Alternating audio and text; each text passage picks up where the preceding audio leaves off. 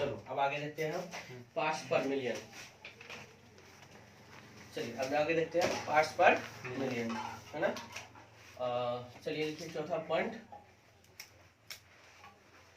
Parts पर million,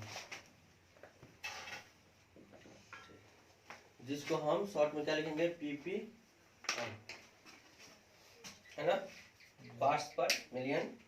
चलिए अच्छा एक बात समझिए, मिलियन का नाम सुना है?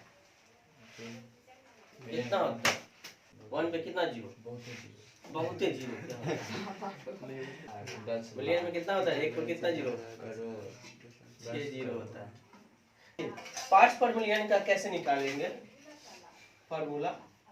तो पार्ट्स पर मिलियन बराबर होता है, फिर समझना, है ना, द अमाउंट ऑफ सॉल्यूट, है ना, the amount of solute present in, है ना, किसमें, 1 kg किसमें, सॉल्यूशन में, किसमें, 1 kg सॉल्यूशन में, लेकिन किसके हिसाब से, पर मिलियन पार्ट्स के हिसाब से। 1 मिलियन, आप इसको क्या करना पड़ेगा, मल्टीप्लाई करना पड़ेगा। कहने का मतलब यह वेट ऑफ सॉल्यूट बट weight of solution into 10 to the power 6। 10 to the power 6 का मतलब होता है 1 मिलियन पार्ट्स में, है ना। 10 टू द पावर 6 का मतलब 1 मिलियन पार्ट्स के हिसाब से, पर पार्ट्स मिलियन मतलब 1 मिलियन पार्ट्स के हिसाब से ये, है ना। तो ये PPM का फॉर्मूला आता है, इसमें दिया वैल्यू ठीक ना। हाँ तो ये किसके फॉर्म में हो गया, वेट के फॉर्म में हो गया। अब चाहे तो वॉल्यूम के फॉर्म में भी ले सकते हैं, है ना। तो वॉल्यूम के फॉर्म में लेंगे तो आप क्या लिखेंगे, वॉल्यूम ऑफ सॉल्यूट बटे volume of solution into 10 to power 6। ये वेट ऑफ सॉल्यूशन हो जाएगा ग्राम में। हाँ ग्राम में, तो ये भी क्या होगा, ग्राम में, ठीक ना। तो वेट ऑफ सॉल्यूट बटे वेट ऑफ सॉल्यूशन, ये भी ग्राम में होगा, ठीक ना। फिर समझना, यहाँ पे आप वेट ऑफ सॉल्यूट लिए, वेट ऑफ सॉल्यूशन लिए, वॉल्यूम भी ले सकते हैं, वॉल्यूम ऑफ सॉल्यूट बटे वॉल्यूम ऑफ सॉल्यूशन भी कर सकते हैं, या वेट बाय वॉल्यूम के फॉर्म में भी ले सकते हैं, मतलब वेट ऑफ सॉल्यूट बटे वॉल्यूम ऑफ सॉल्यूशन भी ले सकते हैं। वॉल्यूम सॉल्यूशन मिलीलीटर में रहेगा। हाँ ठीक ना, इस हिसाब से, तीनों हिसाब से आप कर सकते हैं। फिर समझना, क्या बोले, पार्ट्स पर मिलियन बराबर होता है वेट ऑफ सॉल्यूट बटे weight of solution into 10 to power 6।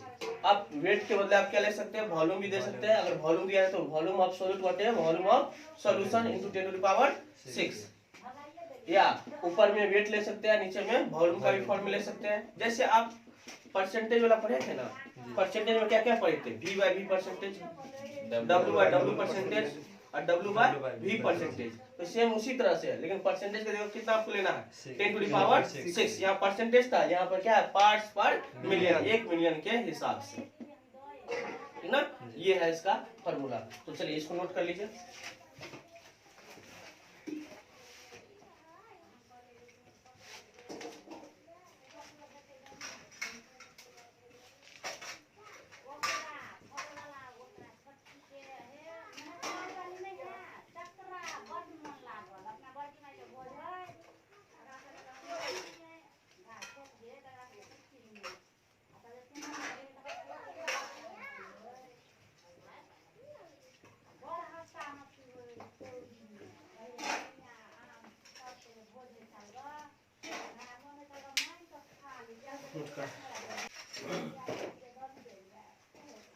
यहाँ लिख लेना, वेट किस में होगा, ग्राम में, ये भी क्या होगा, ग्राम में। वॉल्यूम किस में होगा, ml में, ये भी वॉल्यूम किस में, ml में। यहाँ किस में, ग्राम में, और ये ml में। ये थोड़ा सा नोट करिए। चलिए एक सवाल नोट कीजिए।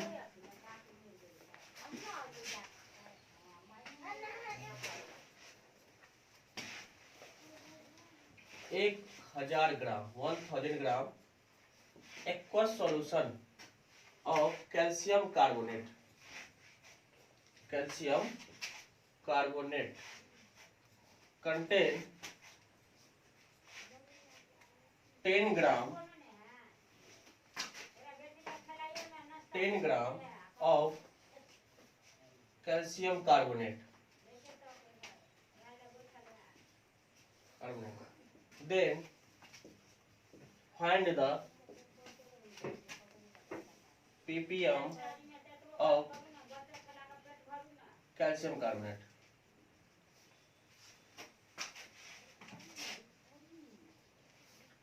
कार्बोनेट। आ गया? देखो क्या बता, सॉल्यूशन जो इसका निकालेंगे हम, ठीक है ना। एक चीज बताओ, यहाँ पे क्या दिया हुआ है? यहाँ पे वेट दिया, वेट ऑफ सॉल्यूट का दिया हुआ है। सॉल्यूट करने का मतलब कैल्शियम कार्बोनेट का दिया हुआ है। कितना दिया हुआ है? 10 ग्राम दिया है ना। Wait of solution, wait of solution भी आपको दिया हुआ है। 1000 कितना दिया हुआ है? 1000 ग्राम, 1000 ग्राम दिया हुआ है। तो पीपीएम में निकालना था आपको। जी। तो वेट ऑफ सॉल्यूट कितना? 10/1000 इंटू 10 की पावर 6। तो ये क्या हो गया बता, कितना आंसर हो जाएगा? 10 के पावर 4 नहीं होगा। 10 के पावर कितना हो जाएगा? यहाँ 6 है, दो जीरो इसमें से कैंसिल होगा कि नहीं होगा? 10 के पावर 4, 10 के पावर कितना हो जाएगा? 4। मतलब कितना हुआ? 10,000 पार्ट्स पर मिलियन। क्या भारी था बच्चा? भारी था? बनाया था, थोड़ा ही बनाया था। कहाँ कुछ भारी? सवाल में जाने नहीं है, है सवाल में जान। पहले उसमें दे दिया है सॉल्यूशन, पहले ही सब कुछ हम दे दिए हैं। तब तू लोग घुमाएगा फिरेगा तो हो गया था। चलो आगे बढ़े, हो गया, आगे बढ़े।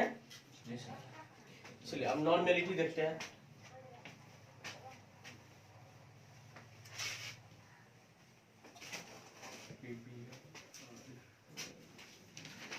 चलिए हम बताए थे नॉर्मेलिटी छोड़ दिए थे, है ना। देखिए कंसंट्रेशन टर्म को दो भाग में क्लासिफाइड किए थे, है ना। पहला कौन सा था? वॉल्यूम से रिलेटेड। दूसरा क्या था? मास से रिलेटेड।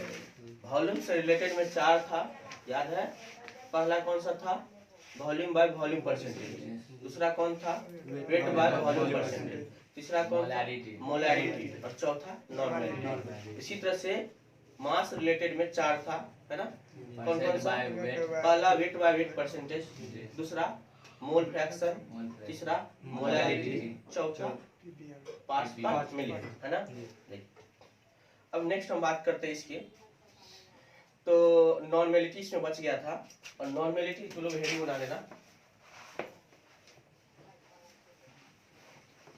जिसको हम कैपिटल एन से डिनोट करते हैं, नॉर्मेलिटी। देखिए नॉर्मेलिटी जो है, नॉर्मेलिटी का फॉर्मूला क्या था? सबसे पहले ये समझो, नॉर्मेलिटी कहते किसको है ना। तो नॉर्मेलिटी कहता है क्या? Number of gram equivalent. क्या बोले?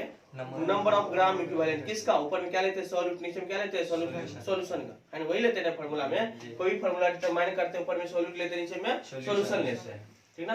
तो नॉर्मेलिटी में क्या होता है, ध्यान देना फिर से। नंबर ऑफ ग्राम इक्विवेलेंट किसका? सॉल्यूट का। नंबर ऑफ किसका? ग्राम इक्विवेलेंट किसका? सॉल्यूट का। नीचे में क्या बोले? Volume of solution. नीचे में क्या बोले? Volume of solution. तो यही फॉर्मूला आपको निकलेगा, क्या बोले? फिर से बता, फॉर्मूला क्या हो गया इसका? नंबर ऑफ ग्राम इक्विवेलेंट बटे volume of solution. Number of gram equivalent किसका? सॉल्यूट का। Number of gram equivalent of solute, ठीक है, किसमें? ग्राम में, ठीक ना। चलिए, by volume of solution. Number of gram equivalent of solute बटे वॉल्यूम ऑफ सॉल्यूशन। ये इसका क्या निकल गया? फॉर्मूला निकल गया, ठीक ना। अब ध्यान देना, ये जो निकलेगा नंबर ऑफ ग्राम इक्विवेलेंट, वो किस में है? ग्राम में। और वॉल्यूम किस में होगा? लीटर में। फिर समझना, अब नंबर ऑफ ग्राम इक्विवेलेंट आपको निकालना है, ये अलग से निकालना है। इसके लिए अलग फॉर्मूला होता है। नंबर ऑफ ग्राम इक्विवेलेंट कैसे निकालेंगे? नंबर ऑफ ग्राम इक्विवेलेंट कैसे निकालेंगे? नंबर ऑफ ग्राम इक्विवेलेंट कैसे निकालेंगे? ध्यान देना, नंबर ऑफ ग्राम इक्विवेलेंट निकालने के लिए आपको इक्विवेलेंट वेट लेना पड़ेगा। क्या लेना पड़ेगा? इक्विवेलेंट वेट लेना पड़ेगा। तो इसके लिए आपको क्या करना है? मास ऑफ सॉल्यूट, जैसे यहाँ सॉल्यूट का ग्राम निकालना है ना, ये निकालना है ना, सॉल्यूट का निकालना है ना। तो मास ऑफ सॉल्यूट बटे इक्विवेलेंट वेट ऑफ सॉल्यूट। फिर समझना, कैसे निकालेंगे? Mass of solute what is equivalent weight of solute. देखिए थोड़ा सा लंबा चौड़ा लग रहा है, ठीक ना, लेकिन एक प्रोसेस है, प्रोसेस के थ्रू चलेंगे तो हो जाएगा। फिर समझना, नॉर्मेलिटी निकालने के लिए आपको फॉर्मूला क्या दिए, number of gram equivalent of solute बटे वॉल्यूम ऑफ सॉल्यूशन, ठीक ना।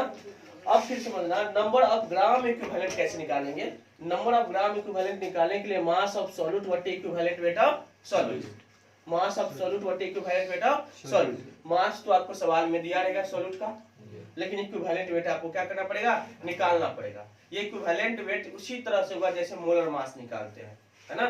बस मोलर मास में क्या करना है, वैलेंसी फैक्टर से आपको डिवाइड दे देना है, तब जाके आपको इक्विवेलेंट वेट निकल जाएगा। कहने का मतलब ये हुआ इक्विवेलेंट वेट बराबर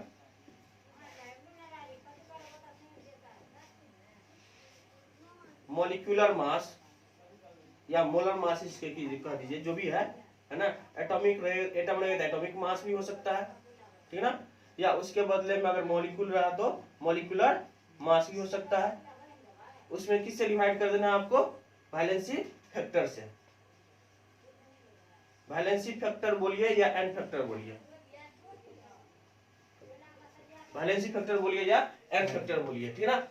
एटॉमिक मास भी रह सकता है, मॉलिक्यूलर मास भी रह सकता है, या वैलेंसी फैक्टर रह सकता है। अब देखिए नॉर्मेलिटी आपको निकालना है। नॉर्मेलिटी निकालने के लिए फॉर्मूला दे दिए, number of gram equivalent of solute बटे वॉल्यूम ऑफ सॉल्यूशन। ये किस में होगा, ग्राम में, किस में होगा, लीटर में। किस समझना, आपको नंबर ऑफ ग्राम इक्विवेलेंट निकालना पड़ेगा।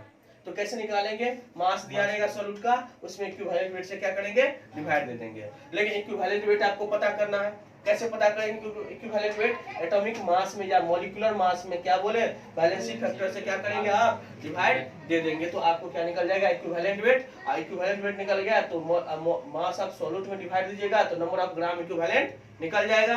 और उसके बाद जाके इसके वॉल्यूम से क्या कीजिएगा, डिवाइड दीजिएगा, तब जाके आपको क्या निकलेगा, नॉर्मेलिटी। थोड़ा सा लंबा है, कोई बात नहीं, लेकिन आपको एक प्रोसेस के थ्रू आपको याद रखना है। चलिए उसको नोट कीजिए और डिफिनेशन लिखिए।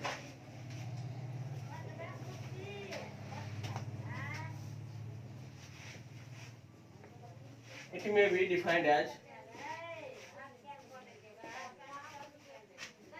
the number of gram equivalent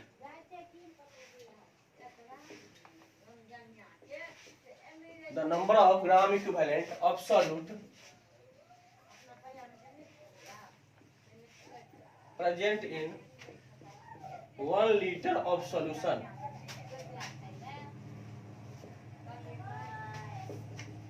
is called normality।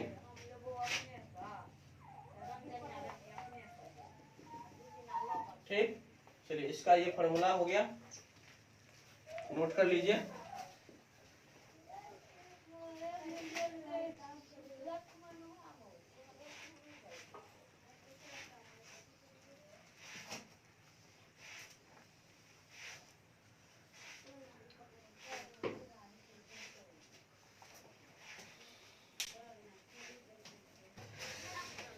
देखिए अब हम देखेंगे कौन सा, इक्विवेलेंट वेट कैसे निकालेंगे, ठीक ना। हम लिखाए थे ना यहाँ पे इक्विवेलेंट वेट के बारे में, जैसे इक्विवेलेंट वेट निकालना है ना, तो मॉलिक्यूलर मास हो या एटॉमिक मास हो, इसके नीचे में क्या करना है, एन फैक्टर से डिवाइड, एन फैक्टर मतलब वैलेंसी फैक्टर से डिवाइड देना है ना। जैसे हम इक्विवेलेंट वेट निकालने के लिए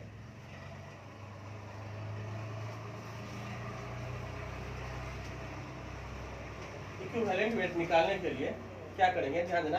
जैसे ऊपर एलिमेंट के लिए लिख देते हैं, एलिमेंट के लिए, कोई भी एलिमेंट के लिए कैसे निकालेंगे, है ना। एलिमेंट करने का मतलब कोई भी एलिमेंट ले लो, सोडियम, मैग्नीशियम, एल्युमिनियम, जो भी आपको, क्लोरीन, जो भी है ना, ये का।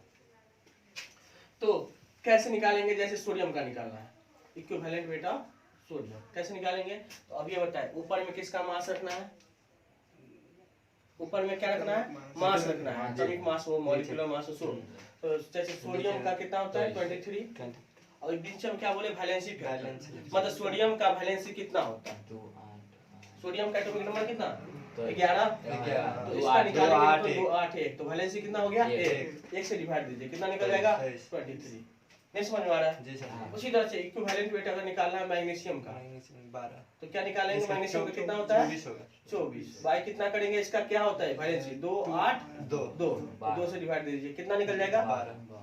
नहीं समझ में आ रहा है क्या? जी। जैसे उसी तरह से एल्युमिनियम का इक्विवेलेंट वेट निकालना है, तो एल्युमिनियम का क्या है? एल्युमिनियम का एटॉमिक वेट कितना? 27 है ना। और इसका वैलेंसी कितना होता है? चलो बताओ। 283 मतलब 3 से डिवाइड दीजिए, कितना हो जाएगा? 9। नहीं समझ में आ रहा है क्या? जी। ये एलिमेंट के लिए था, है ना। उसी तरह से आप कंपाउंड का भी निकाल सकते हैं। कंपाउंड बनाने जैसे फुल कंपाउंड के लिए, है ना। जैसे एग्जांपल लेते हैं NaCl का, है ना। तो NaCl का कैसे निकालेंगे? वही याद करना पड़ेगा। जो मॉलिक्यूल होगा तो मॉलिक्यूल का वेट रखिए, नीचे में वैलेंसी फैक्टर। देखिए NaCl टूटता कैसे? सबसे पहले ये तोड़िए, Na+ और Cl- में। तो आपको कोई चार्ज लेना है, चाहे ये चार्ज लीजिए चाहे ये चार्ज लीजिए, उसी को हम वैलेंसी फैक्टर बोलेंगे, है ना। तो बताइए इसका मास पर लीजिए, सोडियम का कितना? 23, क्लोरीन का कितना? 35.5 बाय, या तो कैटायन का चार्ज लीजिए या एनायन का चार्ज लीजिए, तो क्या चार्ज कितना है? +1 या -1, कोई एक आपको लेना पड़ेगा, ठीक ना। -1 भी ले सकते हाँ, तो ये आपको प्लस माइनस नहीं लिखना है, बस प्लस माइनस नहीं लिखना है, आपको लिखना है चाहिए इसके बदले 1 या इसके बदले 1, ठीक ना। तो बताइए कितना हो गया जोड़ करके? 58.5। उसी तरह से जैसे एग्जांपल और लेते हैं, जैसे CaOH का होल 2 बात करें, है ना।